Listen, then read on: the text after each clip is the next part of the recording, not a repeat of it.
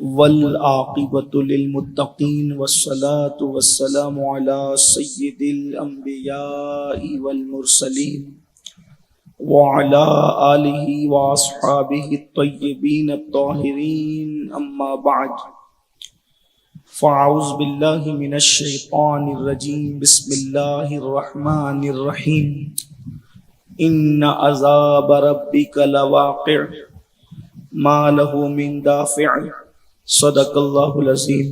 غوث اعظم بمنی بے سرو ساما مدد قبلہ دین مدد کعبہ ایمان مدد انتظار کرم تست من عینی را اے خدا جو و خدا بینو خدا دا مدد بگرداب بلا افتاد کشتی ضعیفانو شکستہ را تو کشتی بحق خواجہ عثمان ہارون مدد کن مدد کن مدد کن یا معین الدین چشتی۔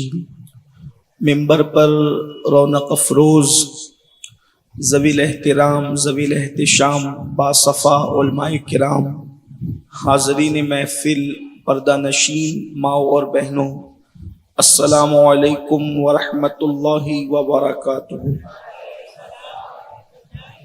انتہائی احترام و ادب کے ساتھ اپنے اور ساری کائنات کے مرکز عقیدت انیس بے کساں چارہ ساز درد منداں، ہم غریبوں کے غم گسار، ہم فقیروں کی ثروت، شہر یار ارم تاجدار حرم نوبہار شفاعت، شب اسرا کے دولہا نوشے بزم جنت، دانائے سبل مولائے کل ختم الرسل، خسروِ خوباں سیاح لامکاں وجہ کن فکاں در اللہ المکنون سر اللہ المخزون، عالم ما کانا وما یکون، آب و گل انبیاء جانو دل اصفیاء، مطلع ہر سعادت مقطع ہر سیادت، خلاصہ کائنات فخر موجودات، حضور احمد مجتبی محمد مصطفیٰ، ارواحنا فدا صلی اللہ تعالی علیہ وآلہ وصحبہ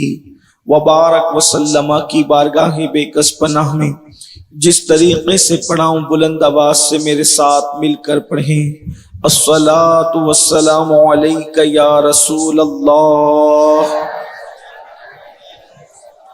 الصلاۃ والسلام علیک یا نبی اللہ، الصلاۃ والسلام علیک یا حبیب اللہ، وعلی آلک واصحابک یا نور اللہ، صلی اللہ تعالی علیہ وسلم۔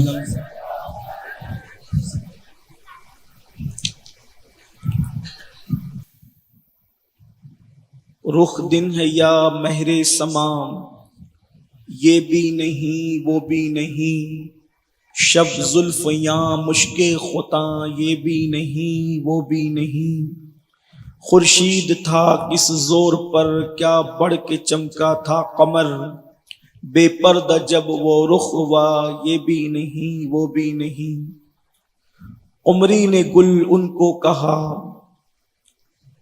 بلبل نے گل ان کو کہا، قمری نے سروے جاں فضا، حیرت نے جھنجلا کر کہا، یہ بھی نہیں وہ بھی نہیں، دن لہو میں کھونا تجھے، شب صبح تک سونا تجھے، شرم نبی خوف خدا، یہ بھی نہیں وہ بھی نہیں، رزق خدا کھایا کیا، فرمان حق ٹالا کیا، شکر کرم ترس سزا، یہ بھی نہیں وہ بھی نہیں، ڈر تھا کہ عصیاں کی سزا اب ہو گیا روز جزا، دی ان کی رحمت نے صدا، یہ بھی نہیں وہ بھی نہیں، ہے بلبلیں رنگی رضا، یا پوتیے نغمہ سرا، حق یہ کہ واصف ہے تیرا، یہ بھی نہیں وہ بھی نہیں۔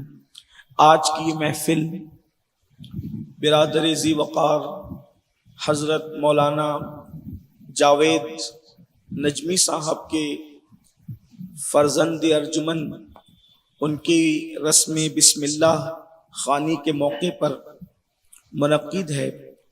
اور ہمارے منبر پر ہمارے علماء کرام بالخصوص جامعہ حرا کے عظیم باصلاحیت اساتذہ جلوہ گر ہیں، اور ان سب کے اسماء گرامی اگر آپ کے سامنے پیش کریں تو کافی وقت درکار ہے۔ ان بزرگوں اور باعمل علماء کی نظر دو مصرے، یہ بزم میں ہے جام جم نہیں، یہ بزم میں ہے جام جم نہیں، یہاں کوئی کسی سے کم نہیں۔ آج کی محفل میں میرا خیال تھا کہ میں رسم بسم اللہ خوانی کے حوالے سے کچھ معروضات پیش کروں گا، اور یہ سعادت حاصل کی جائے گی کہ یہ رسم بسم اللہ خوانی کیوں ہے اور اس کا مقصد کیا ہے، اور ہمارے اسلاف کے یہاں اس کی اہمیت کیا رہی ہے۔ لیکن منبر پہ آنے سے پہلے حضرت مولانا جاوید نجمی صاحب کا حکم مجھے برادر معظم قاری امتیاز رضا صاحب نے سنایا کہ آپ کا عنوان کچھ اور ہے۔ اسی مناسبت سے میں نے قرآن مقدسہ کی آیات کی تلاوت کی۔ اللہ پاک اس کے متعلق مجھے حق کہنے اور آپ سب کو حق سن کر اس پر عمل کرنے اور اسے عام کرنے کی توفیق عطا فرمائے۔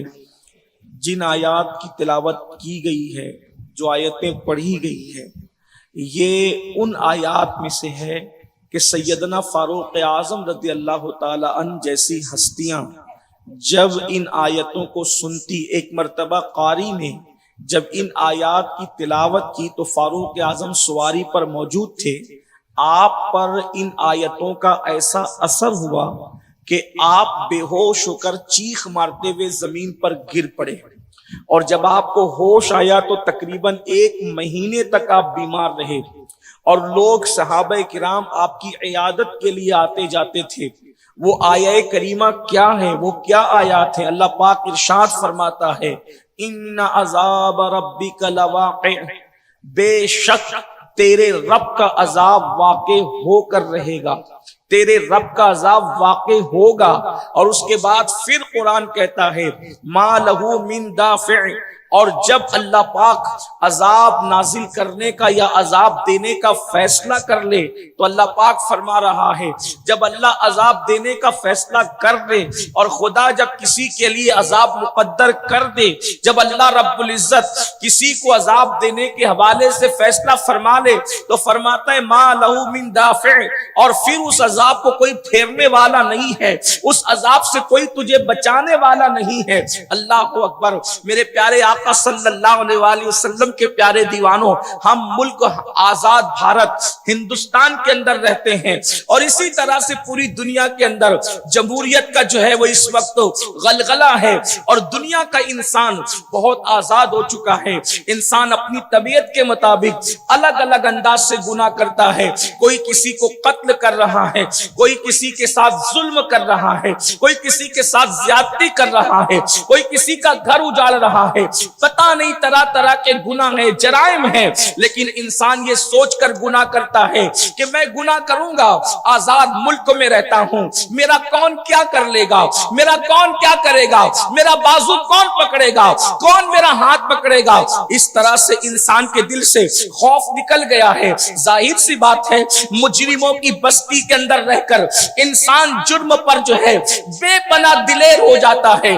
ظاہر سی بات ہے حکام سے لے کر کے سپاہ تک، اور سپاہ سے لے کر عوام تک، سب کے سب جرائم میں جہاں ڈوبے ہوں، جس سماج کے اندر اوپر سے نیچے تک جرائم ہی جرائم ہو، کرپشن ہی کرپشن ہو، اس کے اندر جرم کرنا کون سی بات ہے؟ اللہ اکبر۔ تو انسان یہ سوچتا ہے میرا کون کیا کر لے گا، مگر سن لو کون کیا کر لے گا اس تصور کے ساتھ گناہ پر دلیر ہونے والے انسانوں، اللہ پاک ارشاد فرما رہا ہے کوئی پکڑ کرے نہ کرے، کوئی جرم کی سزا دے نہ دے، ایک دن اللہ کا عذاب ہے اور اللہ کا عذاب واقع ہو کر رہے گا۔ ایک مقام پر فرماتا ہے ان بطش ربک لشدید، تیرے رب کی پکڑ بڑی سخت ہے، اللہ کی پکڑ بڑی سخت ہے۔ میرے آقا صلی اللہ علیہ وآلہ وسلم کے پیارے دیوانوں، اگر دنیا کی دوسری قومیں جو صرف دنیا کی زندگی پر بھروسہ کرتی ہے، دنیا کی زندگی پر اعتماد کرتی ہے، اگر وہ گناہ پر دلیر ہو جائے، اگر وہ گناہ پر اور جرائم پر دلیر ہو جائے تو بہت زیادہ تعجب کی بات نہیں، لیکن قوم مسلم ہمارے یہاں باضابطہ طور پر آخرت کا تصور ہے اور جزا اور سزا کا تصور ہے۔ آئیے اگر ہم گناہ کے حوالے سے یہ سوچتے ہیں میرا کون کیا کرے گا، تو یاد رکھنا اللہ کے رسول صلی اللہ علیہ وآلہ وسلم فرماتے ہیں اگر تم نے کسی کی دیوار کی مٹی بھی خرچ کر اپنے ناخن میں لی ہوگی، توجہ کریں، جرم کے حوالے سے ذرا تصور تو کریں، میرے کریم آقا غیب دا نبی صلی اللہ علیہ وآلہ وسلم فرماتے ہیں اگر تم نے کسی کی دیوار کی مٹی اپنے ناخن کے اندر کھرچی ہوگی ناخن سے، اور تمہارے ناخن میں جو مٹی آئی ہوگی، اللہ پاک قیامت کے دن اس مٹی کے بارے میں بھی تم سے سوال فرمائے گا، اللہ پاک اس مٹی کے بارے میں بھی تم سے پوچھے گا۔ اگر تم نے کسی کی اجازت کے بغیر اس کی چٹائی کو توڑ کر اس کی چٹائی سے خلال کیا ہوگا، دانتوں کو صاف کیا ہوگا، اس کے متعلق بھی اللہ تم سے سوال فرمائے گا۔ آپ مجھے بتائیں جس مذہب کے اندر ناخن میں آنے والی مٹی پر بھی سوال کا تصور ہے، دانتوں کے اندر خلال، کسی کی لکڑی بغیر اجازت لے کر بھی اس کے سوال کے متعلق اللہ اکبر تصور موجود ہے، پھر وہ قوم دوسری قوموں کو دیکھ کر کے گناہ پر کس طرح دلیر ہو سکتی ہے۔ یاد رکھنا جو آخرت کو نہیں مانتا اس کا اسلام سے کوئی تعلق نہیں ہے، آخرت پر ایمان لانا اسی طرح ضروری ہے جیسے اللہ و رسول پر ایمان لانا، اور آخرت کا انکار کرنا ایسے ہی ہے جیسے اللہ رسول کا انکار کرنا، اس لیے کہ آخرت تو اللہ کا حکم ہے، رسول اللہ کا حکم ہے۔ قرآن مقدس کی 70% آیتیں آخرت کے تصور کو ہمارے درمیان عام کر رہی ہے، جگہ جگہ پر قرآن نے آخرت، یوم حساب، جنت و دوزخ، جزا و سزا کا تذکرہ کیا ہے۔ قرآن کہتا ہے اَيَحْسَبُ الْإِنسَانُ أَن يُتْرَكَ سُدًى، کیا انسان یہ تصور کرتا ہے اللہ اکبر کہ اس سے حساب نہیں لیا جائے گا، اسے بے حساب چھوڑ دیا جائے گا؟ نہیں، اللہ اکبر، قرآن کہتا ہے حساب تو لیا جائے گا، اور کس شان سے لیا جائے گا؟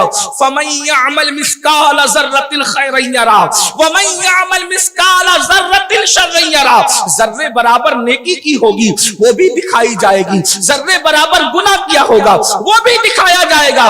قرآن کہتا ہے یا ایھا الذین آمنوا اتقوا اللہ ولتنظر نفس ما قدمت لغد واتقوا اللہ ان اللہ خبیر بما تعملون، ایمان والو اللہ سے ڈرو اور قیامت کے دن کے لیے کیا روانہ کر رہے ہو، آگے کو کیا بھیج رہے ہو، اس سلسلے میں سوچو، غور کرو۔ اللہ اکبر، میرے آقا علیہ السلام کے پیارے دیوانوں، جس دن کے لیے آگے کو بھیجنے کی بات قرآن کرتا ہے اور کہتا ہے کہ آگے کو کیا بھیج رہے ہو، ہم نے کیا بھیجا ہے۔ اللہ اکبر، آج کے اس سماج کے اندر، آج کے اس گندے معاشرے کے اندر بہت سارے جرائم اللہ اس قدر تعفن پیدا کر چکے ہیں، اس قدر بڑھ چکے ہیں، جن گناہوں کا ذکر کرتے ہوئے بھی حیا آتی ہے لیکن مجبور ہیں، کیا کریں، درد اٹھے، انسان اگر آہ نہ کرے تو یہ انسان کی مجبوری ہی تو ہو سکتی ہے، وہ آہ سے کیسے بچ سکتا ہے؟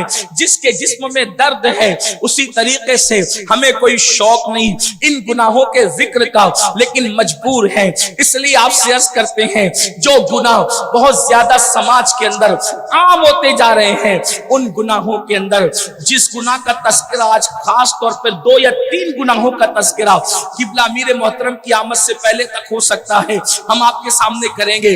ایک تو وہ گناہ ہے جسے زنا کہتے ہیں، زنا بڑی تیزی کے ساتھ ہمارے سماج کو اپنی لپیٹ میں لیتا جا رہا ہے۔ برطانیہ، امریکہ اور دوسرے ممالک کے حوالے سے لوگ کہتے ہیں کہ وہاں زنا کی گندگی ہے، لیکن وہاں کے ساتھ ساتھ اب باضابطہ طور پر ہماری محبتوں کی زمین، ہماری پیار کی زمین، ہماری حیا کی زمین بر صغیر ہندوستان میں بھی جو ہے اللہ اکبر، بلکہ پاک و ہند کی بات کرنے بہت تیزی کے ساتھ ایک ایک منٹ میں کئی زنا ریکارڈ کیا جا رہا ہے، اور اس کی سب سے بڑی وجہ یہ ہے نوجوان لڑکے اور لڑکیوں کی آپس کی دوستی کو جو ہے وہ انسان عام کرتا جا رہا ہے، اور اس کو کوئی عیب نہیں سمجھا جا رہا ہے۔ اسکولوں کے ذریعے سے، کالجز کے ذریعے سے، یونیورسٹی کے ذریعے سے بے پردگی عام ہونے کی وجہ سے، گندی فلمیں عام ہونے کی وجہ سے، آئیے اگر کوئی یہ سوچتا ہے کہ زنا سے آخر ہوتا کیا ہے، تو میں آپ کو ایک بات بتاؤں، اللہ اکبر، زنا کا جو عذاب ہے اللہ پاک فرما رہا ہے قرآن میں کہ تیرے رب کا عذاب واقع ہو کر رہے گا۔ یہاں یقیناً بیٹھے ہوئے نوجوان اس گناہ میں مبتلا نہیں ہے، اس لیے کہ گنہگار لوگ ایسی محفل میں نہیں آتے، لیکن آپ کو خطاب کر کے، آپ سے گفتگو کر کے ان لوگوں تک اللہ کرے یہ بات پہنچ جائے جو جن کے کان اس گفتگو کے مستحق ہیں، جن کے کان اس گفتگو کے جو ہے وہ حقدار ہیں، اللہ کرے ان کانوں تک اور پھر ان دلوں تک وہ بات پہنچے۔ آج اللہ اکبر زنا عام ہو رہا ہے، بدکاری عام ہو رہی ہے، اور اب اس کو گناہ بھی نہیں سمجھا جاتا، ہلکے میں لیا جاتا ہے۔ سن لو، اللہ کے رسول غیب کا نبی صلی اللہ علیہ وسلم فرماتے ہیں جنہوں نے دنیا میں زنا کیا ہوگا، تین ان پر مصیبتیں دنیا میں آئے گی، تین مصیبتوں سے وہ دنیا میں دو چار ہوں گے۔ نمبر ایک، اللہ کے رسول صلی اللہ علیہ وسلم ارشاد فرماتے ہیں پہلی سزا جو دنیا میں زنا کرنے والوں کو ملے گی یہ کہ اللہ ان کے چہرے سے خوبصورتی کو ختم فرما دے گا، چہرے سے نورانیت کو ختم فرما دے گا۔ آج کاسمیٹک آئٹم پوری دنیا کے اندر سب سے زیادہ فروخت ہوتے ہیں۔ انسان خوبصورت بننے کے لیے، انسان حسین دکھنے کے لیے کتنے پیسے خرچ کرتا ہے، کتنے روپے خرچ کرتا ہے۔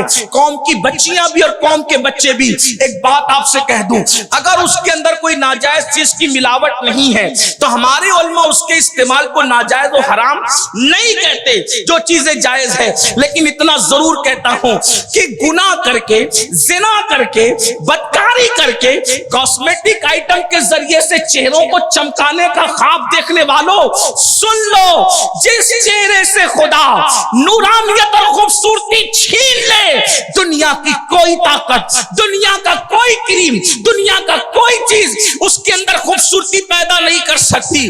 اچھی طرح یاد رکھنا، رات کا زنا کر کے صبح کو خوبصورتی کا خواب دیکھنے والوں، یہ خام خیالی ہے۔ گھنٹے دو گھنٹے اپنے چہروں کو کاسمیٹک آئٹم کے ذریعے سے تو چمکا سکتے ہو، لیکن واللہ جس زنا کی طرف اور گناہ کی طرف قوم کی جوان نسل جا رہی ہے، یہ وہ گناہ ہے۔ اللہ کے رسول علیہ السلام فرماتے ہیں جب زنا کرنے والے قیامت کے دن میدان محشر میں لائے جائیں گے تو ان کے چہرے پر جہنم کی آگ رکھ کر کے بھڑکائی جائے گی، ان کے چہروں پر جہنم کی آگ چہروں پہ رکھ کر کے بھڑکائی جائے گی۔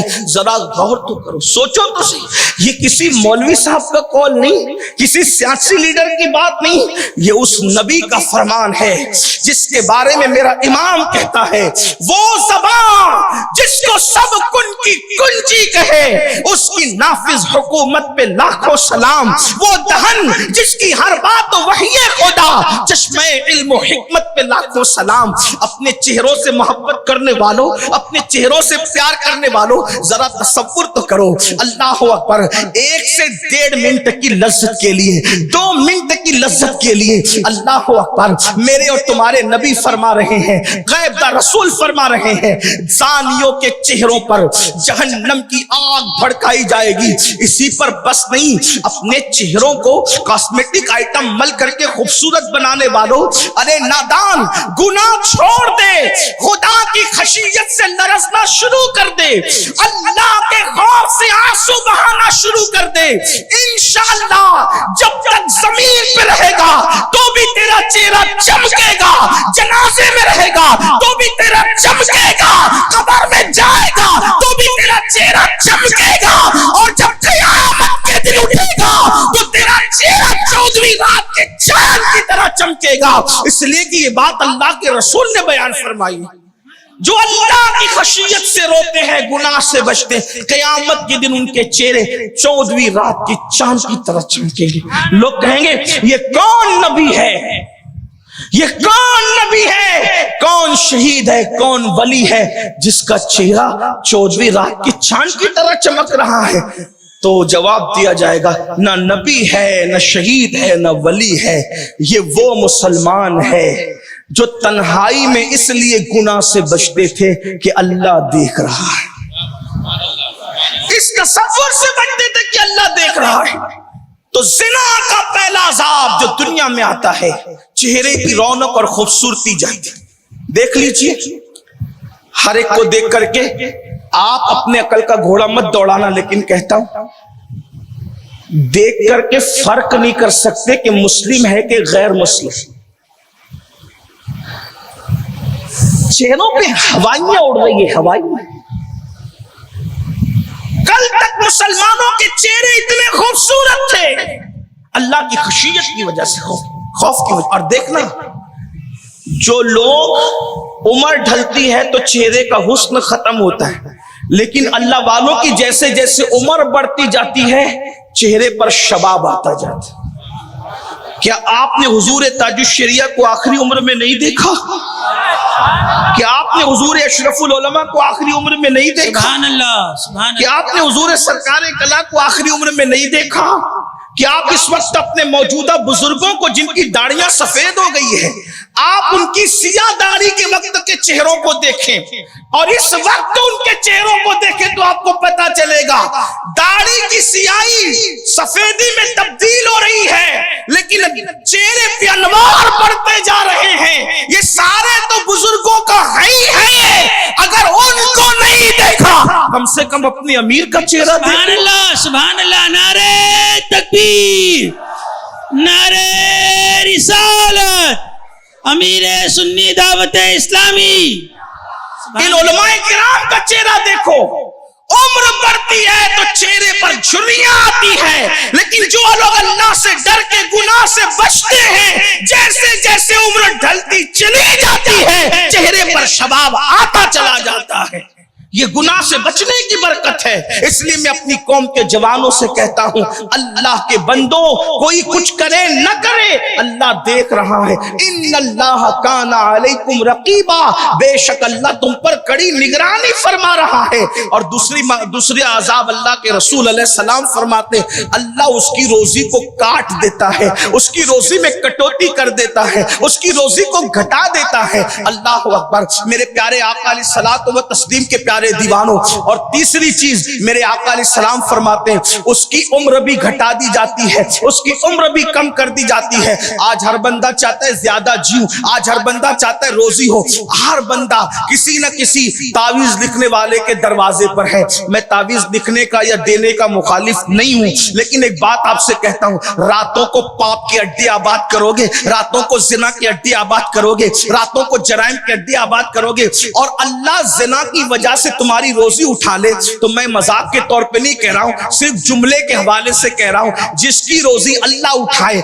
ملا کا تعویذ اس کی روزی میں برکت کیسے پیدا کر سکتا ہے؟ یاد رکھنا، میں ملا مذاق اڑانے کے لیے نہیں کہہ رہا ہوں۔ اگر آپ صدیوں پیچھے جائیں گے تو ملا اس شخصیت کو کہتے تھے جو علم کے اعتبار سے اپنے دور میں سب سے نمایاں اور امتیازی شان رکھتے تھے، جیسے حضرت ملا علی قاری رحمت اللہ تعالی علیہ۔ اس طریقے سے اور بھی لوگ ہیں۔ اتنی بات ضرور کہوں گا، جس کی روزی اللہ اٹھا لے، ملا کا تعویذ اس میں برکت پیدا نہیں کر سکتا۔ اس لیے مسلمانوں، اگر الٹی گنتی شروع ہوئی ہے تو کبھی سوچا بھی ہوتا کہیں ہم نے زنا تو نہیں کیا، کہیں ہم نے برائی تو نہیں کی۔ آئیے ایک بات آپ کو کہتا ہوں، تھوڑا سا ایک روایت پڑھ دوں، اس کے بعد آگے چلتے ہیں۔ غور سے سننا اور اپنے آپ کے حال پر رحم کرنے کی کوشش کرنا۔ نہیں کسی پہ رحم کرتے، کم سے کم اپنے آپ پر رحم کرو۔ فقی ابو اللہ سمرقندی رحمت اللہ تعالی علیہ ایک طویل حدیث لکھتے ہیں، جس کو اختصار کے ساتھ میں پیش کر رہا ہوں۔ ہر بندہ سوچے، دراصل لوگ تقریر سنتے ہیں تو یہ سوچتے ہیں نصیحت تو کسی اور کو ہو رہی ہے، مولانا کسی اور سے مخاطب ہے۔ یاد رکھنا، یہ بات تقریر اور واعظ و نصیحت کے اصول میں سے ہے۔ واعظ اپنے آپ کو بھی اللہ کی عدالت میں کھڑا رکھے اور اپنی قوم کو بھی اللہ کی عدالت میں کھڑا رکھے، اور ہر بندہ سوچے یہ خطاب صرف مجھ سے ہے اور مجھے سے ہے، مجھے کو عمل کرنا اس پر، بس اور کچھ نہیں۔ اب تک یہی ہے، ہم کہتے ہیں تو سدھر، وہ کہتا ہے تو سدھر، وہ کہتا ہے تو سدھر، یہ تو میں سارا نقصان ہو رہا ہے۔ قرآن کہتا ہے یا ایھا الذین آمنوا علیکم انفسکم، اے ایمان والو اپنے آپ کی پہلے فکر کرو، پہلے اپنی فکر کرو۔ ہم سے خطاب ہے، اللہ کے رسول غیب دا نبی، آخری نبی کا فرمان سنو اور لرز جاؤ، اپنے آپ پر رحم کرو۔ مئی کی گرمی میں ہائے ہائے کرنے والوں، مئی کی دھوپ برداشت نہ رکھنے کی مئی کی دھوپ برداشت نہ کرنے کی طاقت نہ رکھنے والوں، مئی کی دھوپ برداشت کرنے کی طاقت نہیں ہے جسم میں، مکھی اور مچھر کے ڈنک کو سہنے کی طاقت نہیں ہے جسم میں، اللہ اکبر، آنکھوں کے اندر کچرا چلا جائے برداشت کرنے کی طاقت نہیں ہے، چھوٹا سا کانٹا چپ جائے برداشت کرنے کی طاقت نہیں۔ اتنے کمزور انسان تو اللہ کے عذاب کو کیسے برداشت کر سکے گا؟ دیکھ تیرے اور میرے نبی کیا فرما رہے ہیں، یہ محفل واعظ و نصیحت لطیفے کے لیے نہیں، آپ کو جنت کے سرٹیفکیٹ دینے کے لیے نہیں، آپ کے سروں پر ہاتھ رکھ کر سہلا کر کے آپ کو سلانے کے لیے نہیں، یہ تو بانگے درا کے طور پر ہے۔ یہ گھنٹی بج رہی ہے، سونے والوں جاگتے رہیو، سونے والوں جاگتے رہیے۔ میرے امام نے کہا تھا سونا جنگل رات اندھیری چھائی بدلی کالی ہے، سونے والوں جاگتے رہیو، چوروں کی رکھوالی ہے، آنکھ سے کاجل سانپ چرا لے یا وہ چور بلا کے ہے، تیری گٹری ٹاپی ہے اور تو نے نیند نکالی ہے، سونا بن ہے، سونا پاس ہے، سونا زہر ہے، اٹھ پیارے، تو کہتا ہے نیند میٹھی، تیری متھی نرالی ہے۔ اللہ اکبر، یہ جو چور ہے نا، چور یہ صرف بدعقیدے نہیں ہے، بدعقیدوں کے ساتھ اپنا نفس بھی بدترین دشمن ہے۔ کہتے ہیں رضا نفس دشمن ہے، دم میں نہ آنا، کہاں تم نے دیکھے ہیں چندرانے والے جو سب سے بچ جاتا ہے؟ نفس سے بچنا مشکل ہوتا ہے، نفس سب سے بڑا دشمن ہے۔ رمضان شریف میں شیطان تو قید میں چلا جاتا ہے لیکن نفس قید میں نہیں جاتا۔ یاد رکھنا، نفس وہ شریر گھوڑا ہے، اس کو تھوڑی بھی ڈھیل دو گے تو وہ جہنم میں لے جا کر کے گرا دے گا۔ اس لیے غور سے سننا، تمہارے اور میرے سچے نبی خاتم النبیین قائد المرسلین غیب دا نبی ہم پر احسان کرتے ہوئے جہنم کے احوال پہلے کے پہلے بتا رہے ہیں۔ میرے آقا فرماتے ہیں قیامت کے دن زانی اس حالت میں آئیں گے، قیامت کے دن زنا کرنے والے۔ میں تھوڑا سا اپنے بزرگوں سے علماء سے معافی چاہتے ہوئے میں کھل کر اپنے جوانوں کے سامنے بات رکھنا چاہ رہا ہوں تاکہ جو بے پڑھے لکھے میری طرح کچھ محفل میں آئے ہوں گے ان لوگوں تک بھی بات پہنچ جائے اور وہ بھی سمجھ جائے، تاکہ کوئی یہ نہ سمجھے کہ بات مشکل تھی اس لیے سمجھ نہ سکا۔ میں معذرت چاہتے ہوئے اگر کسی کے کانوں پر میرے جملے گرا لگے، ادب سے ہلکے لگے، مقام اور معیار سے گرے ہوئے لگے، میں ان سے پہلے ہی معذرت چاہتا ہوں، لیکن اتنا ضرور ہے مجھے اپنی قوم سے آج بات کہہ لینے دے۔ اگر مجھے حکم دیا گیا ہے اللہ زنا کرنے والے لڑکے اور لڑکیاں غور سے سنیں، ان کے ذریعے سے اللہ ان کے کان تک آواز پہنچائے۔ میرے اور آپ کے آقا فرماتے ہیں قیامت کے دن زنا کرنے والے اس حال میں آئیں گے کہ ان کے چہرے پر جہنم کی آگ بھڑک رہی ہوگی اور ان کی اپنی شرمگاہ سے اتنی گندی اور خطرناک بدبو آ رہی ہوگی کہ اس بدبو سے پورا محشر ان کو پہچانے گا کہ یہ زانی ہے، زانی۔ ہنسنے کی بات نہیں، صرف سمجھانے کے لیے ایک بات کہوں، 5 لوگ محفل میں بیٹھے اور اگر کسی کی گیس نکل جائے اور اس میں بدبو ہو تو اس وقت انسان کو کتنی شرم آتی ہے۔ ایک ریئل چیز کہہ رہا ہوں میں، کوئی ہنسنے ہنسانے کی بات۔ 5-7 لوگ بیٹھے ہو، پیٹ کی ہوا نکل جائے اور اس میں بدبو ہو تو آدمی کو کتنی شرم آتی ہے۔ جہاں صحابہ ہوں گے، اولیاء ہوں گے، انبیاء ہوں گے، وہاں زانیوں کی شرمگاہ کی بدبو میدان محشر والوں کے دماغ کو چاٹے گی، بے چین کرے گی، اور لوگ ان کی شرمگاہوں کی بدبو کو دیکھ کر پہچانیں گے کہ یہ زانی ہے، زانی۔ رات بھر زنا کر کے صبح کو قیمتی عطر لگا کر گھر سے نکلنے والوں، آپ مصنوعی طور پر اپنے جسم کو آج مہکا سکتے ہو، لیکن اللہ کو ناراض کرنے والوں اللہ کی خفیہ تدبیر سے ڈرو، آج توبہ کرو ورنہ کل تمہاری ناپاک اور بدبودار شرمگاہ کی وجہ سے لوگ تمہیں پہچانیں گے۔ اللہ کے سچے نبی صلی اللہ علیہ وآلہ وسلم فرماتے ہیں اور جب ان کی بدبودار شرمگاہ کی وجہ سے لوگ ان کو پہچانیں گے تو اس وقت ان کو منہ کے بل گھسیٹتے ہوئے فرشتے جہنم میں لے جا رہے ہوں گے۔ ہائے ہائے کیا بنے گا؟ 2-2 منٹ کی لذتوں کی خاطر میرے اللہ کو ناراض کرنے والوں، کیا اللہ نے نکاح کا تصور نہیں دیا؟ کیا اللہ نے نکاح کی اجازت نہیں دی؟ ارے نادان، کوئی نیکی ایسی ہے جو ایک نبی نے کی، دوسرے نبی نے نہیں کی، تیسرے نبی نے کی، چوتھے نبی نے نہیں کی۔ بہت ساری نیکیاں ایسی ہیں، بہت سارے ایسے کام ہیں جن کو ہم نیکی کہتے ہیں لیکن ایک نبی نے کی، دوسرے نبی نے نہیں کی۔ ان کے زمانے میں ایسے حالات نہیں تھے۔ اس طریقے سے آپ دیکھتے چلے جائیں، بہت سارے نبی شہید ہوئے، دوسرا نبی شہید نہیں ہوا۔ اسی طریقے سے اور دیکھیں، کسی نبی نے ہجرت کی، دوسرے نبی نے ہجرت نہیں کی۔ کسی نبی نے بیوی کے ساتھ ہجرت کی، کسی نبی نے بغیر بیوی کی ہجرت کی، کسی نبی نے بیوی بچوں کے ساتھ ہجرت کی، کسی نبی نے یوں ہی اکیلے ہجرت کی۔ یعنی نیکیوں کے اندر ایسا ہوا ہے، لیکن نکاح ایسی عبادت اور نیکی ہے ہر نبی نے کی ہے۔ کوئی نبی کا دامن نکاح سے خالی نہیں ہے سوائے ایک نبی حضرت عیسیٰ علیہ السلام کے، اور عیسیٰ علیہ السلام نے بھی اس لیے نکاح نہیں کیا کیونکہ آپ قیامت کے قریب زمین پہ آنے والے تھے، اس لیے نکاح کو موقوف رکھا گیا۔ انشاءاللہ جب میرے آقا علیہ السلام کے فرمان کے مطابق عیسیٰ علیہ السلام زمین پہ تشریف لائیں گے تو اس وقت وہ نکاح بھی فرمائیں گے۔ اس طریقے سے ہر نبی نکاح والا ہوگا۔ اللہ اکبر! بتاؤ، جس اسلام نے کہا نکاح کو اتنا آسان کر دو کہ زنا کرنا مشکل ہو جائے، اس مذہب کے ماننے والے ظالموں نے نکاح کو اتنا مشکل کیا کہ زنا آسان ہو گیا، زنا پھیل گیا، زنا کی بدبو پھیل گئی۔ ہمارے بزرگوں نے لکھا نکاح اتنا آسان تھا قرون اولیٰ میں کہ اگر کسی کی ایک بیوی مر جاتی تو اس کا جنازہ اٹھنے سے پہلے اگر وہ دوسرا نکاح کرنا چاہے، کسی نے کیا نہیں، اگر کرنا چاہیں تو کر سکتا تھا۔ اتنا آسان تھا نکاح، اتنا آسان تھا نکاح۔ بیواؤں کا نکاح بھی آسان تھا۔ آج کل تو حال یہ، شرافت کی علامت یہ ہے کہ میں 24 سال میں بیوہ ہو گئی تو دوسرا نکاح نہیں کروں گی، میں سب سے زیادہ شریف۔ پھر بعد میں چاہے اور افواہیں گھومتی رہے اور معاملات ہوتے رہے، میں کچھ نہیں کہتا اس پر۔ شرافت بیوہ ہو کر گھر بیٹھنے کا نام نہیں ہے۔ اسماء بنت امیس سے بڑھ کر کے اس دور میں کون شریف خاتون ہو سکتی ہے؟ حضرت اسماء کا پہلا نکاح حضرت جعفر طیار کے ساتھ ہوا۔ حضرت جعفر کی شہادت ہوئی، وہ نہیں رکی، انہوں نے سیدنا صدیق اکبر کے ساتھ نکاح کی۔ صدیق اکبر کا وصال ہوا۔ اسماء بنت امیس کا تیسرا نکاح 2 بار بیوہ ہونے کے بعد مولا کائنات مشکل کشا سیدنا علی مرتضیٰ سے ہوا۔ میں حضرت اسماء کی جوتیوں پہ اپنا دل رکھ کے قربان ہونا چاہتا ہوں۔ کتنے بڑے بڑوں کی بیوی بنی، ایک تو حضرت جعفر طیار کی بیوی بنی، جب بیوہ ہوئی تو صدیق اکبر افضل البشر بعد الانبیاء بھی تحقیق ان کی بیوی، پھر ان کے وصال کے بعد مولا کائنات کی بیوی بنی، اور اس کے بعد مولا مشکل کشا کرم اللہ تعالی وجہ الکریم کے ساتھ رہی۔ خود اماں خدیجۃ الکبریٰ 2 بار بیوہ ہو کر تیسرا مرتبہ نکاح حضور علیہ السلام کے ساتھ ہوا۔ بیوہ ہو کر نکاح نہ کرنا یہ تقویٰ نہیں ہے، بلکہ کوشش کرو اپنی بیوہ خواتین کا نکاح کرنے کی۔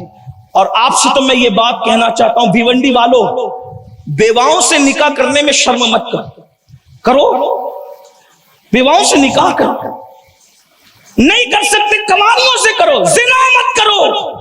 ایک تقریر میں میں نے لوگوں کو کہا زنا مت کرو، 2-2 3-3 4-4 بیویاں کرو۔ کچھ لوگ مجھ سے جھگڑنے لگ گئے کہ تو یہ لوگوں کو بگاڑنے نکلا ہے۔ میں نے کہا میرے جملے پہ تو غور کرو، میں مولانا لوگ کو تھوڑی بول رہا ہوں، میں تو ان کو بول رہا ہوں یار تو ایک بیوی پہ تیرا جی نہیں بھرتا، پھر بھی تو زنا کرنے جاتا ہے، تو زنا مت کر، نکاح کر۔ 2 رکھ کر بھی تیرا دل نہیں بھرتا تو 2 پہ زنا مت کر، نکاح کر، تیسری کر، تیسری پر بھی تیرا جی نہیں بھرتا تو زنا مت کر، 4تھا نکاح کر۔ لوگ کہتے ہیں کیسے ظالم لوگ ہیں، 3-3 4-4 نکاح کی بات کرتے ہیں۔ میں نے کہا تمہیں پتہ ہی نہیں میرے اسلام کا حسن۔ اسلام سے پہلے لوگ 100 بیویاں رکھتے تھے، 99 رکھتے تھے، 80 رکھتے تھے، 70 رکھتے تھے، 75 رکھتے تھے، 300 رکھتے تھے۔ جب اسلام آیا تو اسلام نے سینکڑوں لا تعداد کا تصور ختم کیا۔ لوگ بھونکتے، اسلام نے کہا 4 اسلام نے کیا کہا، تجھے کیا خبر؟ اسلام کے حسن کی انتہا تک تو بڑے بڑے محققین کی رسائی نہیں ہو سکی. کھڑے ہو کر استنجا کرنے والے کیا جانے اسلام کی خوبصورتی کو. کیا بکتے ہو؟ چار اسلام نے چار نہیں دی.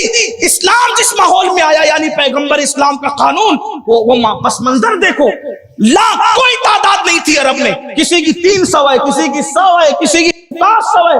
خود جو کھڑے ہو کر استنجا کرتے ان کے یہاں 3300 ہے. اگر نام لے تو پھر دکھ ہوتا ہے لوگوں کو. لیکن ایک بات کو اسلام نے کیا کیا, یہ اسلام کا حسن ہے. اسلام نے کہا فَانكِحُوا مَا طَابَ لَكُم مِّنَ النِّسَاءِ مَثْنَىٰ وَثُلَاثَ وَرُبَاعَ فَإِنْ خِفْتُمْ أَلَّا تَعْدِلُوا فَوَاحِدَةً. اسلام نے کہا جو تمہیں پسند آئے ان عورتوں سے نکاح کرو. اے اللہ, جو جدھر نظر اٹھے ادھر ہی بھاگ جائے, ادھر بھاگ جائے. نہیں, جو پسند آئے ان سے نکاح کرو. کتنی؟ مثنا 2 ثلاثہ 3 رباع 4. پھر اس کے بعد اجازت دی اور قید لگائی اللہ تعدلوا فواحدہ, اور ان کے درمیان انصاف نہیں کر سکتے تو ایک ہی پہ اکتفا کرو. اے اسلام یہ تیرا احسان ہے کہ 500 300 کرنے والوں کو تو نے 4 پہ لا کے کھڑا کر دیا. اسلام کا احسان ہے عورتوں پر. اسلام نے 4 پہ لا کے کھڑا کیا ہے. لیکن آپ سے کہتا ہوں اگر زنا کو روکنا ہے نکاح کو عام کرنا پڑے گا. اور یہ بات بھی میں کسی خوف کے بغیر کہتا ہوں, اگر ایک بیوی کے بعد زنا سے نہیں رکتے, مجھے ان ظالم ماں باپ بھائیوں پر بھی افسوس ہے. مجھے یہ خیال بھی ہے بھیونڈی والے اس کے بعد نہ بلانا چاہے تو شوق سے نہ بلائے. نہ مجھے کہیں جانے کا شوق ہے اور نہ کسی کے بلانے کا میں منتظر ہوں, اس لیے کہ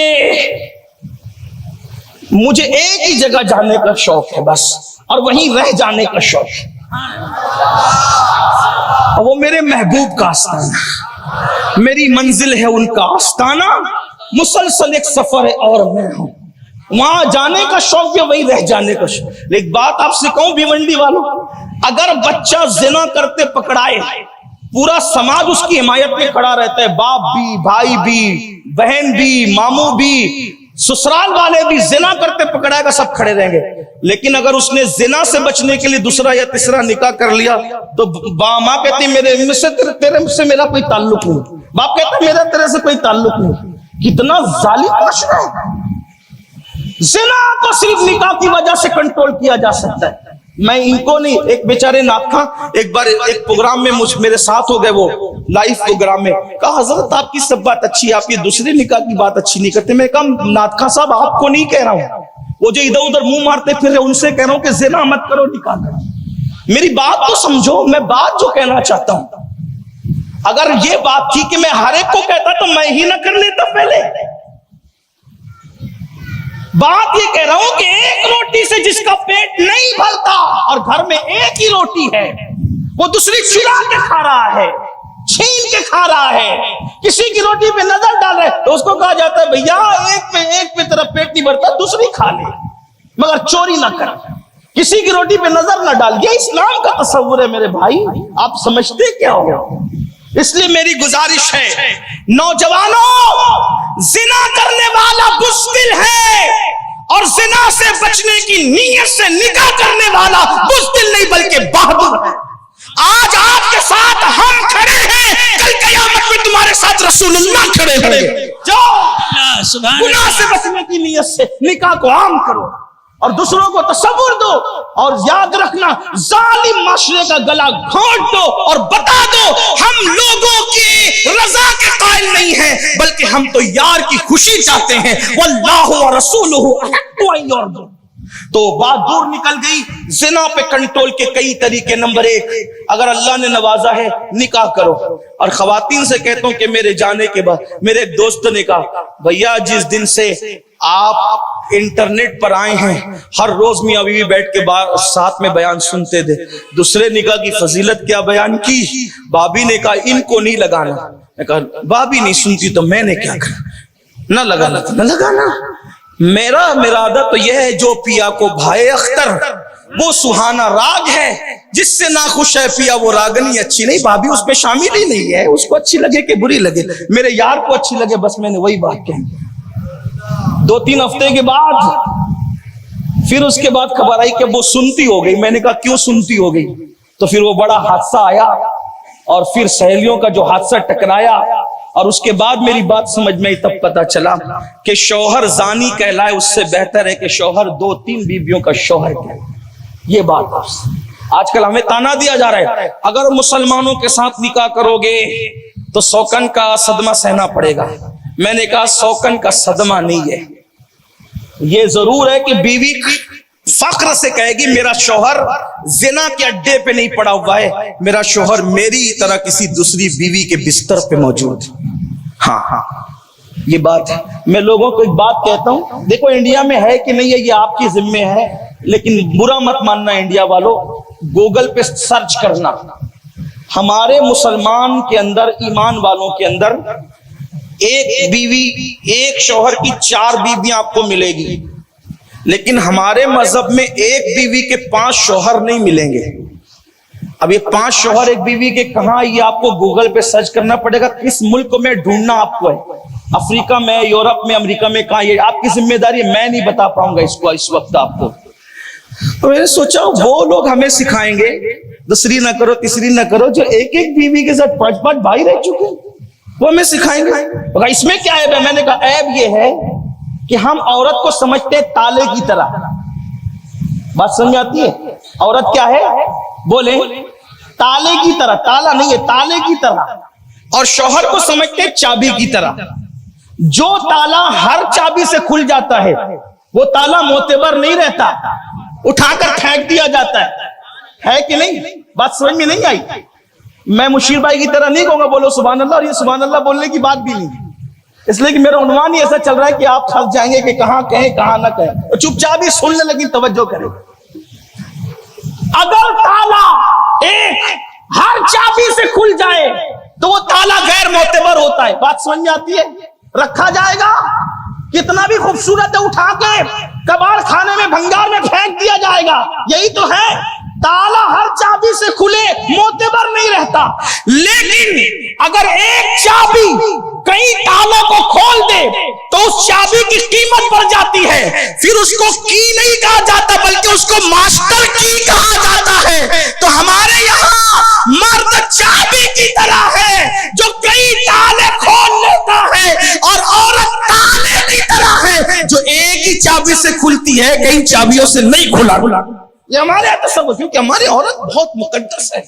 تو بات چل رہی تھی زنا پر, اس کو جلدی پڑھوں چونکہ حضرت جیسی تشریف لائیں گے. عنوان اتنا نازک ہے میں وہی ختم کر دوں گا, حضرت کے سامنے نہیں کہہ سکوں گا. بات سنیں, اللہ کے رسول علیہ السلام فرماتے ہیں کہ جہنمیوں کو جہنم کے اندر منہ کے بل گھسیٹتے ہوئے لے جایا جائے گا, اور پھر حضرت زانیوں کو جہنم کے اندر منہ کے بل گھسیٹتے ہوئے لے جایا جائے گا, اور پھر حضرت مالک ان کو آگ کی قمیص پہنائیں گے. آگ کی قمیص, جہنم کی آگ کی بنی ہوئی قمیص حضرت مالک زانیوں کو پہنائیں گے جو داروغہ ہے جہنم کے. اور اونچے اور مضبوط پہاڑ پر اگر اس قمیص کو رکھ دیا جائے تو پہاڑ بھی جل کر ریزہ ریزہ ہو جائے. ایسی قمیص جو پہاڑ کو جلا کے خاکستر کر دے, جو پہاڑ میں آگ لگا دے, سرما بنا دے, وہ آگ کی قمیص قیامت کے دن جہنمیوں کو پہنائی جائے گی. اللہ اکبر. اور پھر حضرت مالک فرمائیں گے اے آگ کے فرشتوں, ان زانیوں کی آنکھوں میں آگ کی سلاخیں پھیر دو. ان زانیوں کی آنکھوں میں آگ کی سلاخیں پھیر دو, کیونکہ یہ اپنی آنکھوں سے حرام دیکھتے تھے. اب یہاں تھوڑا رک کر کے ایک بات عرض کروں. اس کا مطلب زانی زنا کی طرف اس وقت تک نہیں بڑھتا جب تک وہ حرام نہ دیکھے. جیسے کسی عورت کو دیکھا, اس کے حسن کو دیکھا, خوبصورتی کو دیکھا, یا پھر آج کے دور میں گندی فلمیں دیکھیں, انٹرنیٹ کی جو تباہ کاریاں ہیں وہ کتنی تباہی مچا رہی ہے. لا الہ الا اللہ. 22-25 سال کی عمر میں پہنچ کر لڑکوں کو اور لڑکیوں کو جو باتیں نہیں پتا چلتی تھی, آج وہ 15-16 سال کی عمر میں وہ سب کچھ دیکھ چکے ہیں, انہیں سب کچھ پتا ہے, وہ سب کچھ باتیں کر رہے ہیں, اور پھر اس کے بعد دیکھ رہے ہیں. آپ کو بتاؤں کیا کہیں، کیسے کہیں؟ یہ دستور زباں بندی ہے کیسا تیری محفل میں، یہاں تو بات کرنے کو ترستی ہے زبان میری۔ ہمارا پڑوس میں ایک ملک بنا کلمے کے نام پر، بڑا ناز ہے ان لوگوں کو۔ اور آپ سے کہتا ہوں، جب سروے کیا گیا کہ سب سے زیادہ گندی فلمیں کس ملک میں دیکھی جاتی ہے، تو جو ملک کو کلمے کے نام پہ بنائے اس ملک کا نام پہلے نمبر پہ آیا۔ امریکہ پہلے نمبر پہ نہیں تھا، برطانیہ پہلے نمبر پہ نہیں تھا، کلمے کے نام پہ بننے والا ملک پہلے نمبر پہ تھا جو سب سے زیادہ زنا کی گندی فلمیں دیکھتا ہے۔ انٹرنیٹ پہ جا کے سرچ کر لیں۔ آپ سے پوچھتا ہوں مسلمان بھائیوں، سوچو تو صحیح، یہ گندگی جو آنکھ سے دیکھ رہے ہو، اللہ کے رسول فرما رہے آنکھوں میں جہنم کی آگ کی بنی ہوئی سلاخیں ڈالی جائے گی، اور کیا ملتا ہے؟ یہ جو انٹرنیٹ پر جو گندے مناظر اور گندگی دیکھتے ہو، ایک تو زنا کا جذبہ پیدا ہوتا ہے، نمبر 2 اپنے ہی ہاتھوں سے اپنے ہی جسم کے ساتھ کھیلنے کا جذبہ، جس کو اردو زبان میں مشت زنی کہتے ہیں۔ اپنے ہی ہاتھوں سے اپنی جوانی کو ضائع کرتے ہیں، اس لیے کہ شادی نہیں ہوئی، گندے مناظر دیکھ رہے ہیں، گندے مناظر دیکھ رہے ہیں تو مشت زنی کر رہے ہیں۔ اور مشت زنی کرنے کا حال کیا وہ آپ کو بتاؤں۔ 124 پاگلوں کا انٹرویو لیا گیا۔ کتنوں کا؟ 124 پاگلوں کا۔ 124 میں سے 24 لوگ جو پاگل ہوئے وہ مشت زنی کی وجہ سے۔ مشت زنی پاگل کرتا ہے، کمر میں درد، دن بھر سستی کا ہونا، چڑچڑا پن، آنکھیں بالکل سونی سونی ہو جانا، آنکھوں کے اندر پیلا پن آ جانا، چہروں کا غبار ختم ہو کر کے اندر دھس جانا، مردہ چلتا پھرتا مردہ بن جاتا ہے مشت زنی کرنے والا۔ علامہ عبدالعلی میٹی صدیقی رحمت اللہ علیہ مبلغ اسلام نے پوری کتاب لکھی ہے، اس پر اٹھا کر کے پڑھو۔ اپنی جوانی کی طاقت کو غسل خانوں میں ضائع مت کرو، بیت الخلاء میں ضائع مت کرو، انٹرنیٹ کی گندگی دیکھ دیکھ کر ضائع مت کرو۔ ایک تو یہ جسمانی فزیکلی نقصان ہے، کیا آنکھوں کا نور گیا، چہرہ بالکل اداس ہو گیا، کمر کا درد، جسم کے درد، سستی، کائلی، کوئی کام کرنے کو جی نہ چاہنا، چڑچڑا پن ہونا، تنہائی پسند کرنا، شادی کی بات آئے تو خودکشی کی دھمکی دینا، مر جانے کی دھمکی دینا، 5 سال بعد شادی کریں گے، 2 سال بعد شادی کریں گے، 10 سال بعد شادی کریں گے۔ یاد رکھنا یہ تو دنیاوی نقصانات ہے۔ اللہ اکبر، جن کو یہ گندی عادت پڑ جاتی ہے پہلی دوسری مرتبہ میں تو بہت لطف لوگ پاتے ہیں، لیکن یاد رکھنا گناہ میں لذت تو ہے لیکن نقصان کتنا بڑا ہے۔ شیطان تنہائیوں میں تم پر غالب آتا ہے، لیکن اپنی قوم کے جوانوں میں تمہیں اللہ کا واسطہ دے کر کہتا ہوں، جب کسی کو یہ گناہ کرنے کی عادت پڑ جاتی ہے وہ بیوی کے قابل نہیں رہ جاتا، وہ مرد ہو کر مرد نہیں رہ جاتا، وہ لوگوں کے درمیان اٹھنے بیٹھنے کے قابل نہیں رہ جاتا، وہ لوگوں کے درمیان عزت کے ساتھ بیٹھنے کے قابل نہیں رہ جاتا، وہ شرمیلی نگاہوں والا ہو جاتا ہے، چہرہ جھکانے والا ہو جاتا ہے، نگاہ چرانے والا ہو جاتا ہے، پتا کھڑکے تو بھی اس کے دل کے اندر جو ہے وہ وحشت پیدا ہوتی ہے۔ میرے عزیز، تو کوئی بزدل قوم کا انسان نہیں ہے، میرے نوجوان، تو وہ ہے جن جوانوں نے اندلس کے ساحل پر دین کے لیے کشتیاں جلائی تھی، تو ان جوانوں کی وراثت میں ہے، تو ان کے وارثوں میں ہے، جس نے بیت المقدس پر اسلام کا پرچم لہرایا تھا، تو ان جوانوں کا وارث ہے، جس نے سندھ کے ساحل پر اسلام کا پرچم لہرایا تھا، تو ان جوانوں کے وارثوں میں ہے۔ نادانی نہ کرو، بزدل نہ بنو۔ مشت زنی کرنے والوں کو تنہائی میں ڈر لگتا ہے، اگر تیزی سے ہوا چلے وہ بھی گھبرا جاتے ہیں، اختلاج قلب یعنی دل کی دھڑکن ان کی تیز ہو جاتی ہے، ام الامراض کا وہ شکار ہو جاتے ہیں، بیماریوں کی آماج گاہ بن جاتے ہیں۔ یہ تو دنیاوی نقصانات ہے، اور بستر میں چھپ چھپ کے روتے ہیں، لمحوں کے گناہوں نے صدیوں کی سزا پائی۔ اللہ اکبر، زنا سے جتنا نقصان ہے اس سے زیادہ فزیکلی طور پر مشت زنی سے نقصان ہے، یعنی اپنے ہی ہاتھوں سے اپنے عضو کو رگڑ رگڑ کر کے اپنی جوانی کو ضائع کرتے ہو۔ اللہ اکبر۔ اب آئیے حدیث حدیث پاک میں اللہ اکبر اس کے عذاب کے متعلق سننے اللہ صحابی رسول بیان کرتے ہیں ایک پوری قوم کو اللہ نے زمین کے اندر دھسا دیا جو قوم مشت زنی کرتی تھی. یعنی یہ جو آپ انٹرنیٹ پر نابالغ محققین کو سنتے ہیں نا, ایسا کر سکتے ہیں ویسا کر سکتے ہیں, یہ اپنی عقل کے گھوڑے دوڑا لے نابالغ محققین. ہم لوگ کسی نابالغ محقق کے قائل نہیں ہے. ہمارے یہاں محقق علی الاطلاق شیخ عبدالحق محدث دہلوی کی تحقیق موجود ہے, علامہ ابن الجوزی کی تحقیق موجود ہے, امام اعظم کی تحقیق موجود ہے, امام شافعی کی تحقیق موجود ہے, امام مالک کی تحقیق موجود ہے, حضرت سیدنا امام احمد ابن حنبل کی تحقیق موجود ہے, غوث اعظم کی تحقیق موجود ہے. اور ہمارے یہاں 14ویں صدی میں امام اہل سنت اعلی حضرت امام احمد رضا کی تحقیقات موجود ہے, ہمارے بزرگوں کی تحقیقات موجود ہے. آج لوگ پتہ نہیں کہاں سے اٹھ کر آتے ہیں اور آنے کے بعد ناجائز چیزوں کو گھما پھرا کر کے اپنی طبیعت کے مطابق نوجوانوں کو اپنے فرقے سے جوڑنے کے لیے اور ان کو متاثر کرنے کے لیے, ان کو سہولت دینے کے چکر میں, ان کو گمراہی کے جو ہے وہ اندھیرے میں ڈھکیلنے کی کوشش کرتے. سن لو, صحابی رسول کہتے ہیں کہ ایک قوم کو صرف اس لیے زمین میں دھسا دیا گیا کہ وہ اپنے ہاتھوں سے مشت زنی کرتی تھی. اللہ کے رسول علیہ السلام ارشاد فرماتے ہیں قیامت کے دن کچھ لوگ ایسے ہوں گے جن کے ہاتھ حاملہ ہوں گے, حاملہ یعنی ہاتھوں پر حمل کا اثر ہوگا. استغفر اللہ, اللہ پاک سب کی حفاظت فرمائے.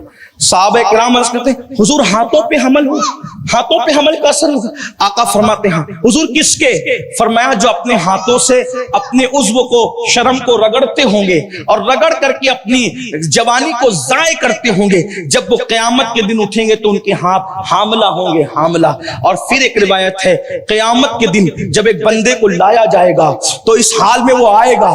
سن لیں اے میری قوم کے جوانوں, خدا کے لیے اپنے آپ پہ رحم کرو, دنیا اور آخرت کو تباہ نہ کرو, برباد نہ کرو. تم اپنی قوم کا بڑا قیمتی سرمایہ ہو. تمہارے درمیان ننگی فلمیں لا کر, تمہارے درمیان گندی فلمیں لا کر, تمہارے درمیان گندے مناظر لا کر تمہیں تباہ کیا جا رہا ہے, تمہیں برباد کیا جا رہا ہے. خدا کے لیے تم بربادی کے چکر میں نہ آؤ, اپنی نگاہوں میں تقدس پیدا کرو. آؤ آؤ, ایک شخص کو میدان محشر میں لایا جائے گا اور اس حالت میں لایا جائے گا جب وہ آئے گا تو اس وقت اس کے پاس کٹے ہوئے سر کے یعنی بغیر سر کے ہزاروں بچے ہوں گے اور کٹے ہوئے سر کے بچے کہیں گے انصاف انصاف انصاف, آج عدل کا دن ہے, آج انصاف کا دن ہے. قدرت کا منادی کہے گا کیا چاہتے ہو؟ تو وہ کٹے ہوئے بچے جو بغیر سر کے بچے ہوں گے کہیں گے کہ یہ وہ شخص ہے جس نے ہمیں نالیوں میں بہا دیا تھا, جس نے ہمیں غسل خانوں میں بہا دیا تھا. یعنی اپنی شرم کی جگہ کو مل مل کے اس نے اپنی جوانی کو, اپنے مادے کو جو ہے وہ ضائع کر دیا تھا. اسی کے اندر ہم موجود تھے, اس لیے کہ ایک قطرے کے اندر لاکھوں بچوں کی پیدائش کی صلاحیت ہوتی ہے. تو جس نے قطرہ ضائع کیا اسے لاکھوں بچوں کے قتل کا ذمہ دار ٹھہرایا جا سکتا ہے. اللہ اکبر. آپ غور کریں, اللہ کا عذاب برداشت کرنے کی طاقت ہے, قوت ہے. جب اللہ نے حلال ذرائع پیدا کیے ہیں تو کیوں حرام کے اندر ڈوبے ہو, کیوں گندی فلمیں دیکھتے ہو, کیوں انٹرنیٹ کی نوستوں میں ملوث ہو؟ اب بہت سے لوگ کہتے ہیں ہم نکلنا چاہتے ہیں, نکل نہیں پا رہے ہیں.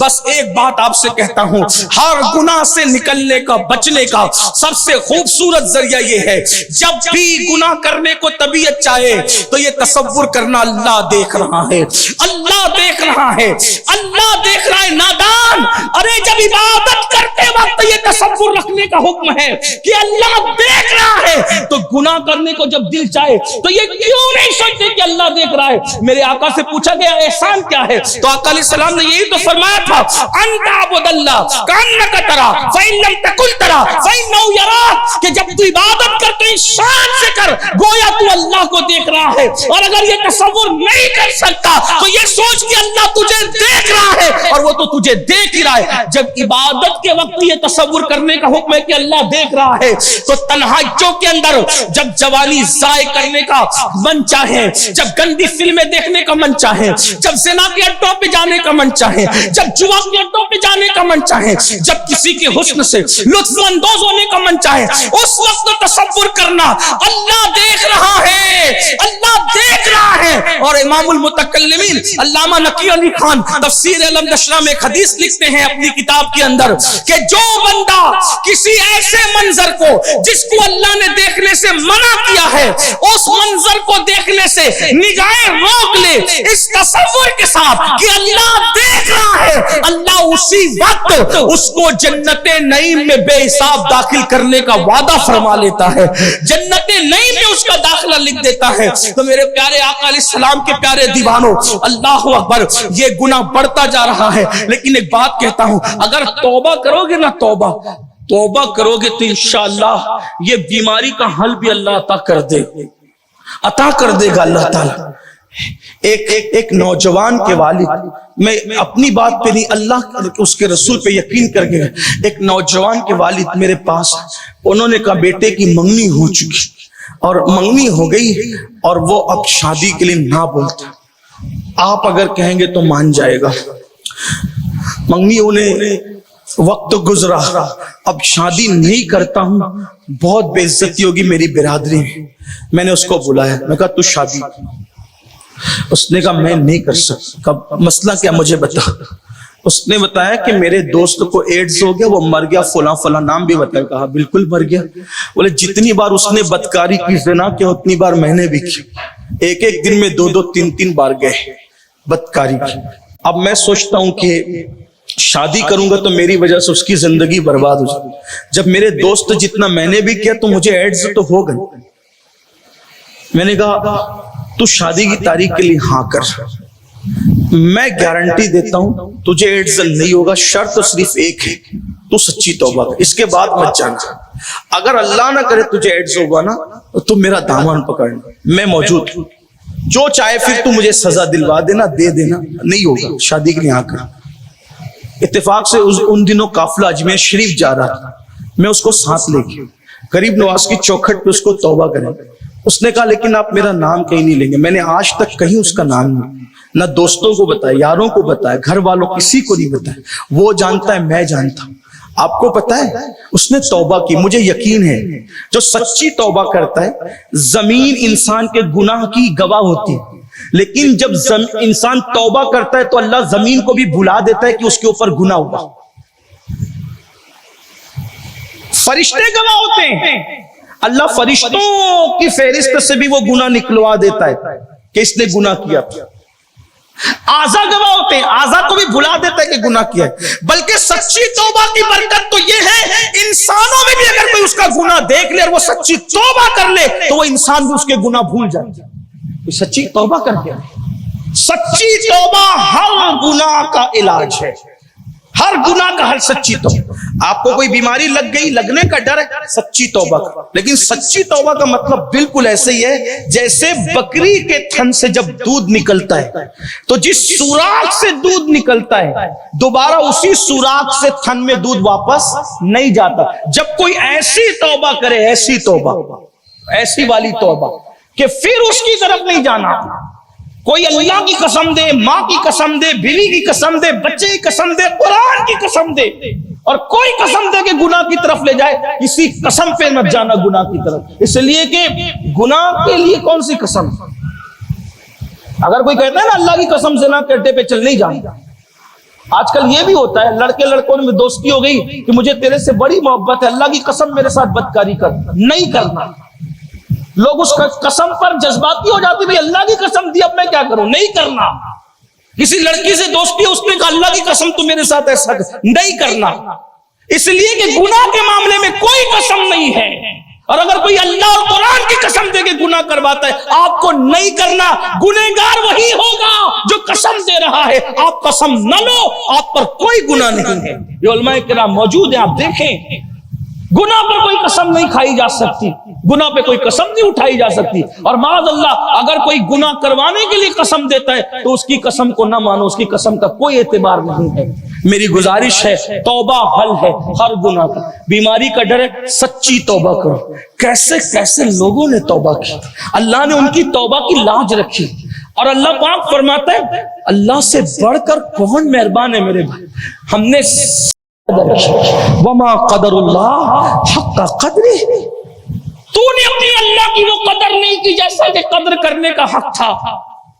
جس نے تجھے بلایا چمکار کے تو سب کی طرف آیا میرے بھائی، لیکن اللہ تجھے بلا رہا ہے ففروا الی اللہ، کہاں جا رہا ہے؟ دوڑو اللہ کی طرف، اللہ تجھے بلا رہا ہے۔ کیا بلا رہا ہے؟ ارے اس کی تو شان یہ ہے جب رات کا آخری پہر آتا ہے تو وہ اپنی رحمت والی چادر تان کر کہتا ہے رات کے پاپیوں صبح ہونے سے پہلے پہلے توبہ کر لو تاکہ میں تمہیں معاف کر دوں، اور جب شام ہوتی ہے تو سورج غروب ہونے سے پہلے پہلے اپنی رحمت والی چادر تان کے کہتا ہے دن کے پاپیوں شام ہونے سے پہلے پہلے توبہ کر لو تاکہ میں تمہیں معاف کر دوں۔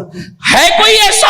اللہ کہتا ہے جب کوئی میری طرف چل کر آتا ہے تو میری رحمتیں اس کی طرف دوڑ کر جاتی ہے۔ آؤ میرے بھائیوں توبہ کرو، بدلو، نئی زندگی کا آغاز کرو، ورنہ نہیں تو آئیے آگے کی پوری حدیث سن لیں، میں اپنی بات پھر مکمل کرتا ہوں۔ اللہ کے رسول صلی اللہ علیہ وآلہ وسلم فرماتے ہیں حضرت مالک اس کو جکڑ دیں گے، جہنم کی آگ کی بنی ہوئی قمیص اس کو پہنائیں گے اور پھر فرشتوں سے کہیں گے اے زانیوں کی آنکھوں میں آگ کی سلاخیں پھیر دو، اور پھر فرمائیں گے ان کے ہاتھوں کو جہنم کی زنجیروں سے جکڑ دو۔ اللہ کے رسول علیہ السلام فرماتے ہیں کہ جہنمیوں کو حضرت تشریف ہے اللہ کے رسول صلی اللہ علیہ وآلہ وسلم فرماتے ہیں جہنمیوں کو قیامت میں اس طرح لایا جائے گا کہ ان کی گردن سے ان کے ہاتھ یوں جہنم کی آگ کی زنجیروں سے بندھے ہوئے، اس طرح۔ کیا ان کا قابل رحم اس وقت معاملہ ہوگا، کیسی بات ہوگی، کیا حالات ہوں گے۔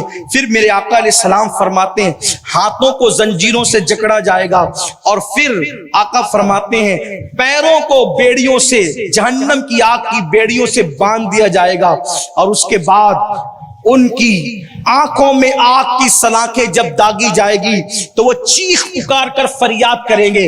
جب آنکھوں میں آگ کی سلاخیں ڈالی جائے گی تو وہ چیخ پکار کے فریاد کریں گے اے فرشتوں ہم پہ رحم کرو، ہم قابل رحم ہیں، ایک لمحہ تو ہم پہ رحم کرو، ایک لمحہ تو عذاب کم کر دو۔